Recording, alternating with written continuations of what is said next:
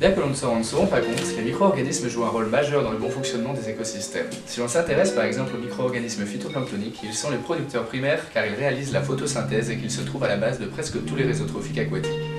Ces organismes unicellulaires utilisent l'énergie lumineuse, l'eau, les nutriments et le carbone inorganique présents sous forme de CO2 dissous dans l'eau pour créer leur propre matière organique qui sera à la base alimentaire des réseaux trophiques supérieurs. Ils contribuent également à soustraire de l'atmosphère une partie du CO2 que l'on rejette et sont à l'origine de la production de la moitié de l'oxygène présent sur Terre. En d'autres termes, une grande partie de l'air que vous respirez provient du phytoplancton. C'est pour cela qu'on les qualifie de deuxième poumon de la planète.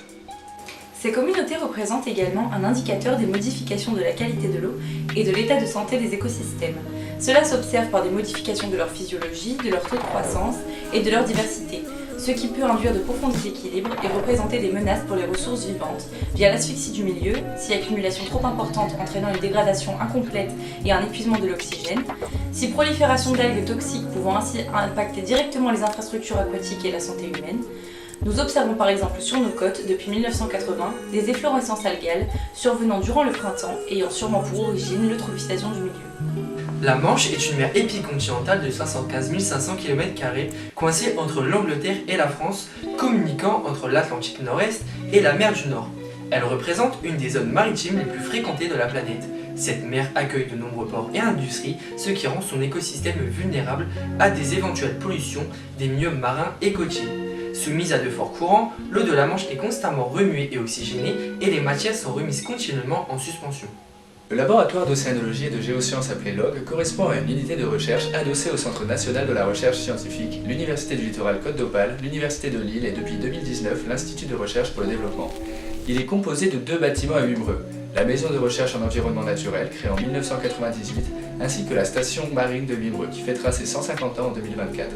Il héberge de nombreux enseignants-chercheurs, ingénieurs, techniciens et permet à un grand nombre d'étudiants de pouvoir effectuer des stages ainsi que des travaux de recherche depuis la licence, le BTS et DUT jusqu'au doctorant. Ils effectuent des recherches fondamentales en océanologie et géosciences portant sur l'écologie marine, la biogéochimie, l'océanographie physique selon le triptyque observation, expérimentation et modélisation. Dans le cadre de notre projet tutoré encadré par le docteur et enseignant-chercheur Luis Felipe Artigas, responsable de l'équipe d'écologie pélagique planctonique ECOP2, nous avons pu nous initier à l'étude du bloom phytoplanctonique en participant au suivi hebdomadaire au niveau de la radiale, au large de la SLAC ou campagne d'IFIRAD, et suivre les différentes étapes de l'échantillonnage et mesure, dont les approches innovantes automatisées, depuis la sortie en mer jusqu'aux analyses des différents échantillons. Ces sorties font partie des activités du plateau Observation, Géomatique et Télédétection du CPER Hauts-de-France idéal, d'intérêt pour l'infrastructure de recherche illico, en complément des sorties pour les services nationaux et régionaux d'observation et surveillance.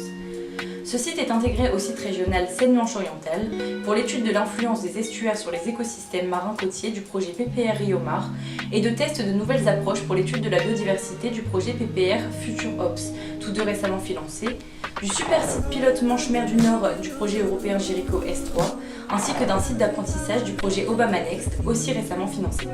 Nous avons réalisé une série de petites vidéos explicatives reprenant chacun de ces éléments, disponibles sur une chaîne YouTube créée spécialement pour l'occasion.